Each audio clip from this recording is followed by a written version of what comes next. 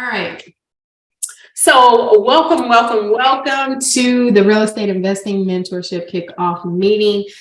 I have been getting this and trying to do this for like a year.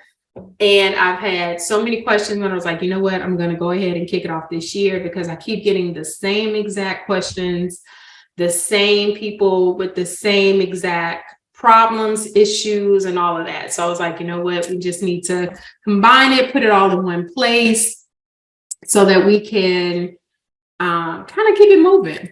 So today I'm going to answer a lot of your questions, hopefully when it comes to real estate. And if you've dabbled in real estate before or thought about real estate, I know a couple of you have done it, have properties, and maybe gotten in it, got stuck, or everybody's kind of at a different place, or you're dabbing your toe in the water. You're like, okay, what are my options? What do I need to do? What does this thing look like? This is partially it. And I say partially because you stick to the end and we'll work it out. So again, welcome. I want to get to know you. But first, let me tell you about who I am, because I think some of you know, but I'm not sure. I can't assume everyone knows. So I am Chase Hunter. I'm a real estate investor and developer. Right now, I invest in Detroit. I have 8 properties there. And it was my first place, my first home, my first place that I was welcomed into and kind of jumped in. And Detroit it just kept calling me. You know, I had no ties there. So people say, you know, did you have family there? Did you know people there? No, I met everyone as I was building my portfolio. And that's kind of how it happened. And I started developing on the land that I was purchasing there. So like I said, I currently own 8 properties. I am working on investing in international real estate. So I am certified to sell real estate internationally, which is super fun because I get to travel to these different places and do real estate tours, which I kind of fell in love with doing real estate tours. And that is like my jam. You know, I get to travel. I love to travel, and real estate, mixing them together is the perfect storm. My real estate goals is to basically, I want to own a small boutique hotel by 2025, a small apartment complex, and have 25 single family properties and some multifamilies kind of mixed in as well. My mission is to help other investors find their footing, find their way, and get into it without bumping their head and losing money and, you know, going back on the pitfalls and things like that, right? So these are the places that for the international investing. I encourage you all to kind of look into that too. I know you're like, wait a minute, I'm just trying to invest in my own state, in my own city. But this is a very lucrative thing. It's not new to people, especially old money, as I call it, but it's newer because more investors, younger investors are getting in and seeing where the new developments are and things like that, and really kind of taking advantage of it. And they just announced today, hey, Alicia, I'm glad you're online. She's another international sales agent as well. And we have a new jurisdiction, which is in Mexico. So these are the properties that I have thus far. So this is property number 1. This is 2 and 3. I sold this, but I still own it. I sold it on a land contract. So that means I'm the lender. And for this new owner now, and they pay me directly. We didn't do the deal with any banks, kept the banks out. And so I became the lender, and I'm not a landlord for this property, and I love it. Absolutely love it. This is my baby right here, where I actually thought I wanted to actually make it into a two-family property, but I love the property so much. I'm going to keep it for myself, have my office down at the bottom, and I'm going to live at the top. For this one is my pride and joy. This one is, I got a lot of favorites, but this one right here really is my favorite because I got a really good deal on it. And the guy that I got it from, I got this one and this one from him. And he was a really, really great guy. And he's another investor. And so he lives in Florida. He invests in Michigan as well. So it's like when you find deals like that and partnerships like that, where they're like, you know what, hey, let's look out for each other. So he gave me a really good deal on both of these properties to where I don't even want to refinance. Like I literally get, I have like a 4.75% average, like an APR. You're not going to even get that in a bank right now. This is the latest one, and this is actually the one that I live in right now. Let's talk about the details of the mentorship program. All right, so an overview or an agenda. This is I want you guys to really understand the options of real estate, because when before I got into real estate, prior to 2017, I thought the gist of real estate was a real estate agent. Like you had to be a real estate agent, and I had no interest. I was like, yeah, no, that's not that's not for me, because it just, I didn't, that's not something I wanted to do. But after having a conversation with one of my friends about investing, and our whole thing was we were going to invest in Houston, and the market just didn't fit my needs and what I wanted. And so it took me 4 years actually to really just kind of pull this thing together, really kind of get funding together, really understand how funding works, who offers the funding, how to partner with certain people and different programs in order to make that happen. So all of that will be covered in the mentorship program. So of course, talk about funding, because funding is usually everyone's issue, right? You start off and you don't know where to get funding. You don't know if you should use your own money or other people's money or a mixture of both, or where to go and what lenders. Like going into different types of real estate like this requires different lenders. You're not going to go to like where you bought your primary home for and say, okay, I want to go ahead. It's totally different. Like the dynamics are totally different. So we're going to break all of that down and have different lenders actually come in and talk to us about different options and different funding, because that is so crucial. You can't do anything until you understand that very piece. One of the other things that I want to kind of get into is to tell you the different areas of real estate, because I know, like I tell people all the time, you don't have to do what I do. I know it looks like I make it look easy. It's not easy at all. And you don't have to do that. So I know a couple of you mentioned, wholesaling or, different things like that. But I kind of wanted to break down, because I know a lot of you are super, super, super new to the industry, or you may be in it a while and just didn't know, right? So I wanted to back up, because a few of you mentioned the land bank properties, especially in Detroit. That is a thing. It is a thing. It's a thing in Baltimore. It's a thing in Detroit. And there's another county we were looking in the other day. I forgot about. I think it's somewhere around one of the Carolinas. And the land bank, you buy the property really, really cheap. I've never paid over for a land bank property. I've never paid over $2,000 for a land bank property. You fix it up and you right? You get somebody good, and then, you either put a tenant in it or you fix and flip it, right? I always suggest kind of hold on to it so that you can get your money back and you can kind of test the market, because with land bank homes, they're really, really iffy.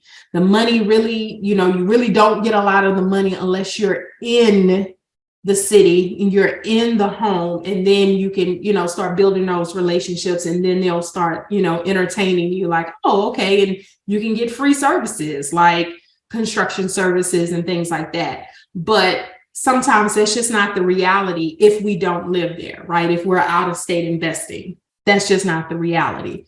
So you have to know the nuances of when it works and what doesn't work, but maybe you apply for something else, right? So short-term rentals, I know, I think Terry mentioned that about short-term rentals. That's, you getting in that your typical Airbnb, you not owning the property. Sometimes people own the property, but that's very far and few in between where people own their short-term rentals. Most time, they get permission from the owner and they go ahead and do Airbnb, but that is a thing. It is definitely a thing. You have your buy and holds. That's what I do. I use a mixture of these strategies, of these real estate types to make my portfolio come together. So buy and holds, I believe in buy and holds because I just don't believe we are in the market right now where fix and flips kind of work. There's inflation, there's so many caveats that tie into buy and hold. Fix and flips not working, right? And we'll talk about a little bit, I'm skipping ahead, but fix and flips just really kind of don't work right now. Mobile homes. I have some friends that are in mobile homes and they are killing the game, right? Didn't ever think that mobile homes would be a thing, but guess what? It is a thing. And getting into mobile homes, Catherine, can you mute your line for me? Mobile homes are a thing. I have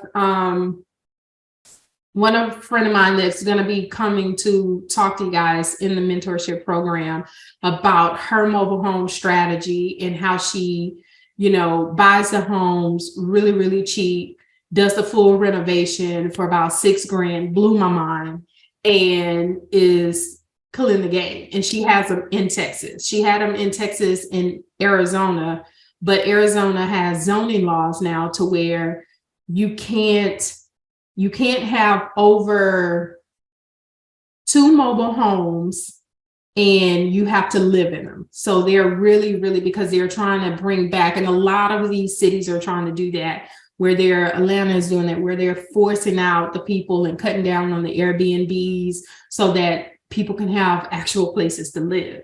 And affordable homes are coming back into play because it's not a lot of affordable homes. That's why investors, it's a really, really great market right now. Seller finance, which is my personal favorite. It's my favorite because you can leave the banks out of it. You can negotiate directly with the owner of the property. You can negotiate your terms and what works for the both of you guys. And there's not a cap. When you go through the bank and you're getting funding through the bank caps you out somewhere between 8 and 10 mortgages, simply because your DTI it runs over. But when you have the seller financing, it does not apply to you. And you could have as many properties on seller finance, and you can refinance later and it does not affect you.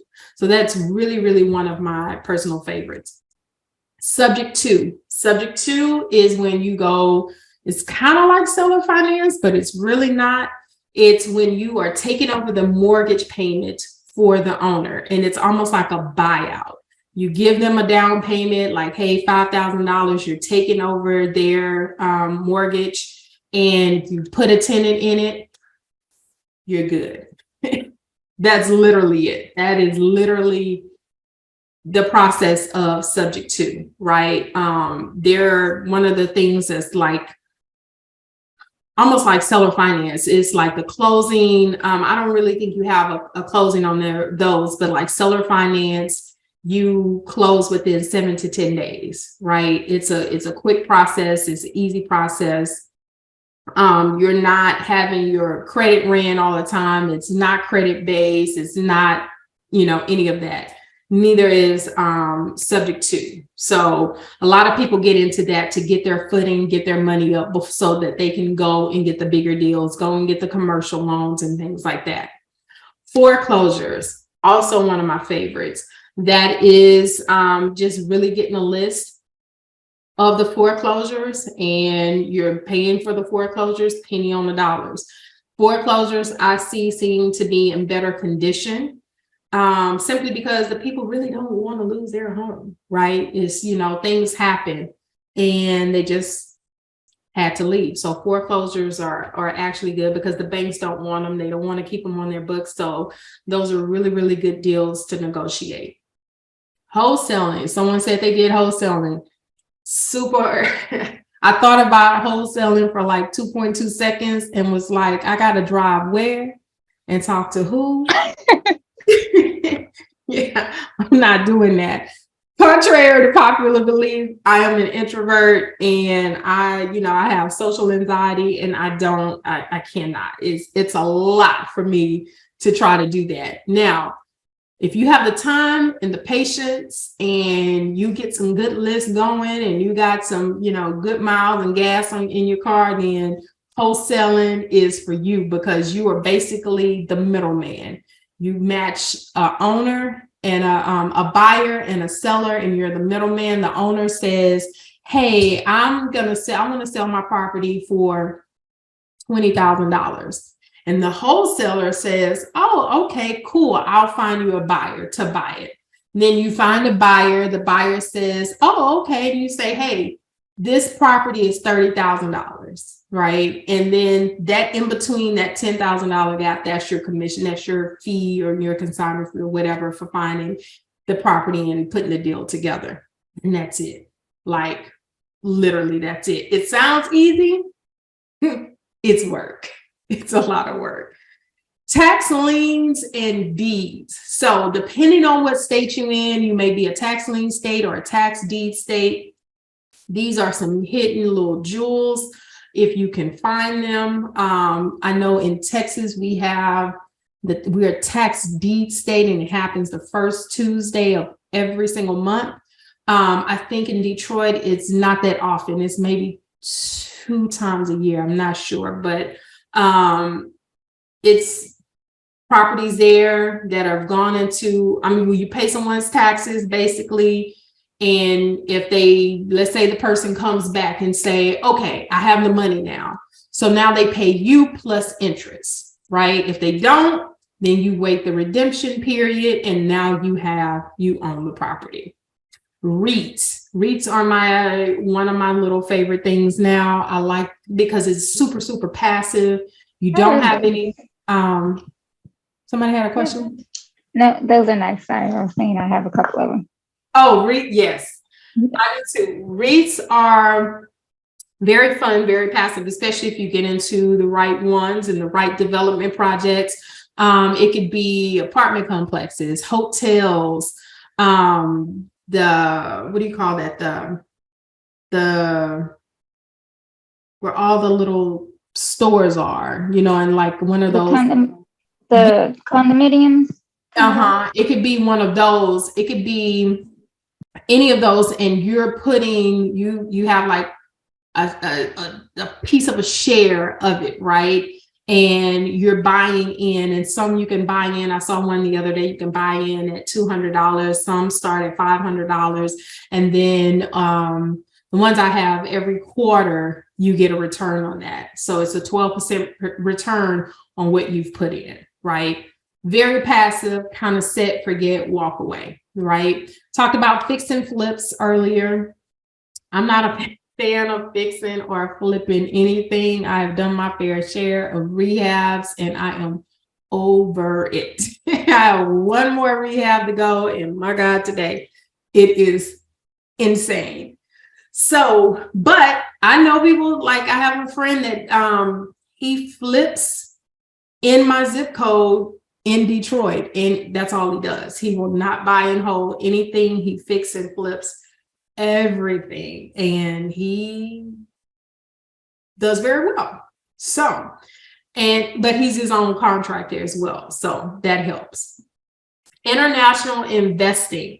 So I want to touch on that for a minute because we have some projects that are out there, new developments. Now these you can get into. The buy-in is around sometimes starting at $5,000, depending on where in the world the property is, and you're paying on the development right until it's done. You own it, and you can either sell it or you can hold on. And a lot of the there's like for vacationing, people do Airbnbs and things like that.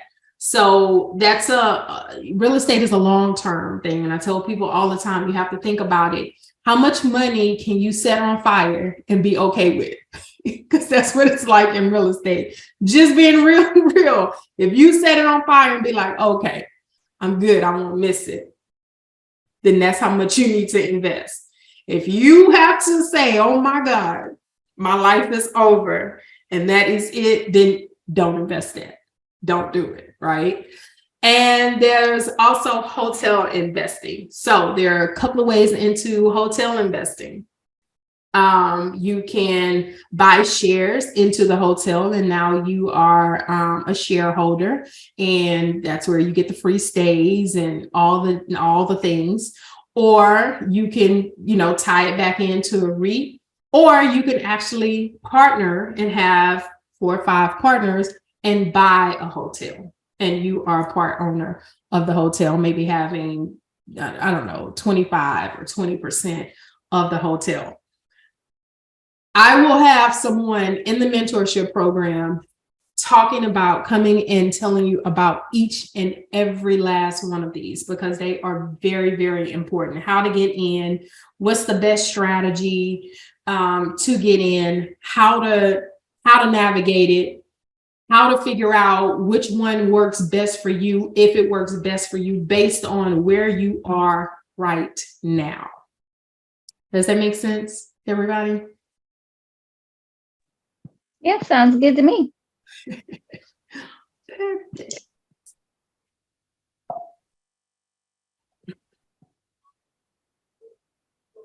All right. So why now? Why real estate right now? This is the best time to plan or grow your retirement, right? So I had, took a leap of faith for me. And I was like, all right, I'm going to pull money out of my IRA, right?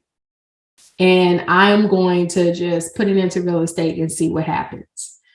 And the part that I think saddened me about doing that is I got all my money back that I took out and then some in a year. And it didn't even mature that much in 10 years. Does that make sense?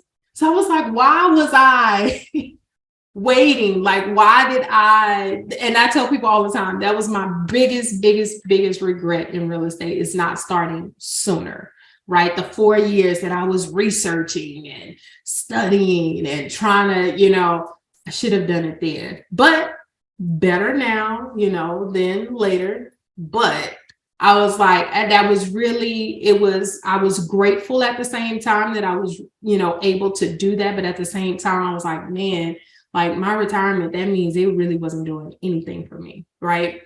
And also get in now while the market is changing. We went from this crazy seller's market that was insane to right now, it's a buyer's market. I hate when people say, but the interest rates are high. It doesn't apply to you as an investor. Your interest rates are going to be higher as an investor anyway.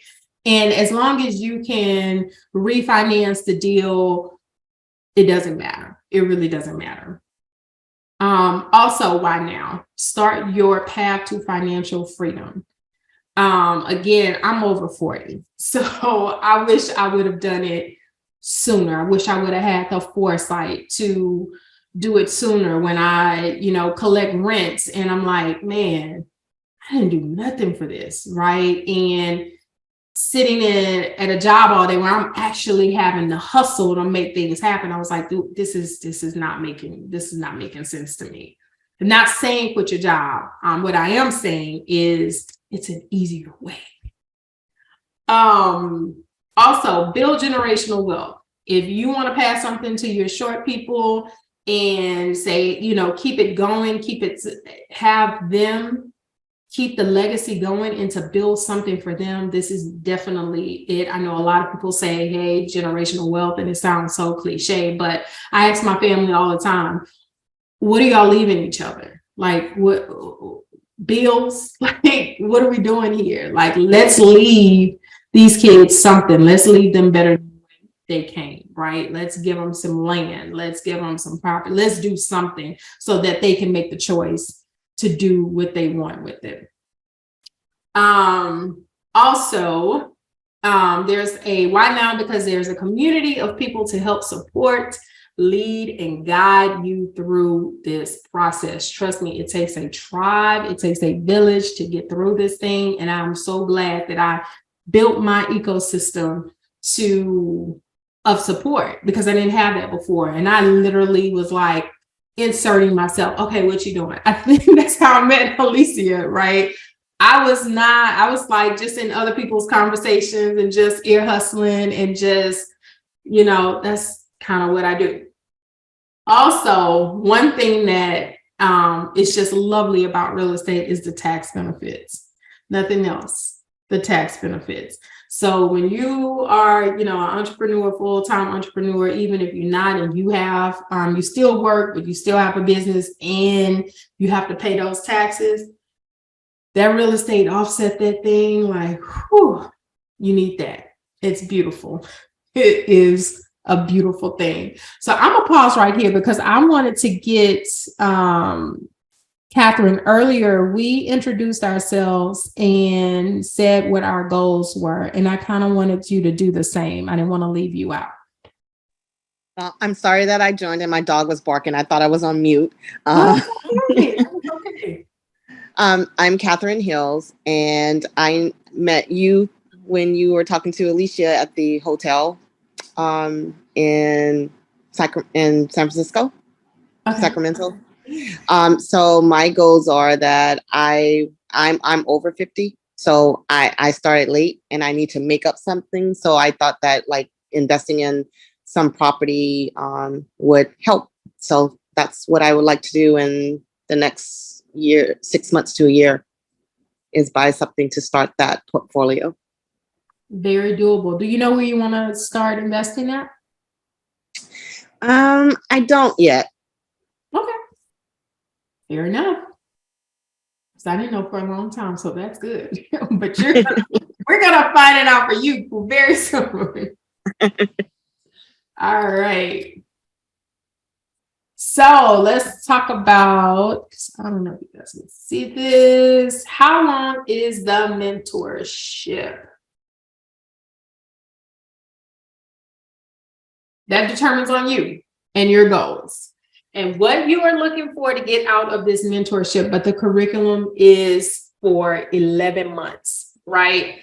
11 months will literally consist of we're working towards something. That's strategy, that's goals, that's funding, that's finding your niche in real estate, like where you need to be, because everything doesn't work for everybody. And you just may not have the time or the mental bandwidth or the physical bandwidth to do these things. You may want to invest in your own backyard. Me, I love to travel, so I probably would never invest in Texas. Never say never, but I love to be on the road. I love to go, right? So that is my thing. So we will cover like literally every week. It is something, live Q&As.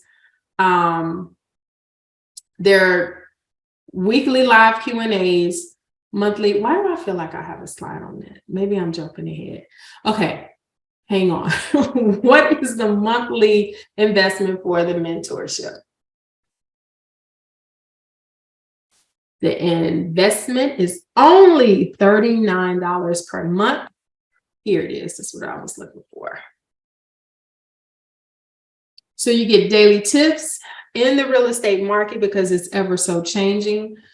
Live weekly Q&As that's asking all the questions that you have, especially when it comes to, hey, I got hooked up with a lender.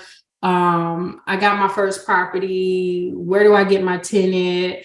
How do I get on a Section 8 tenant or a program tenant or a whatever program tenant? Like I myself, I work with I have a very, very, very niche way that I do business. Like I have all of my tenants are women. They're single parents. And they are either on Section 8 or they come from another program that I work with in Detroit, or a few programs that I work with in Detroit. So depends on how they come to me. I have, they have a list. Hey, do you have anything coming up? You can screen the families and we do placement. And I'm very, very picky and strategic on who I put on there, right? And I don't know if I told you guys, but my passion for, I think some of you know if you've had an intimate conversation with me, the reason why I work with single parents is because I was a single parent. My mom was a single parent. And it's something about a child having a backyard means everything to me. I felt like I was a caged animal living in an apartment all of my life, all of my, time with my mom, and I hated it, right? I was embarrassed on being, on Section 8. I was embarrassed on being on food stamps. And I was like, there has to be a better way. So in the programs, I work with the programs and we transition the tenants into buying the properties, because the programs that I work with, they don't want them to rent either. They don't want to keep paying the rent for them forever either. So we work as a whole to get them converted into to be homeowners. So that's the process that we're in now, but they have to be vetted for a year to do that. So now, since they're ran their course their first year, we're now transitioning them and getting them ready to be homeowners, which is a joy.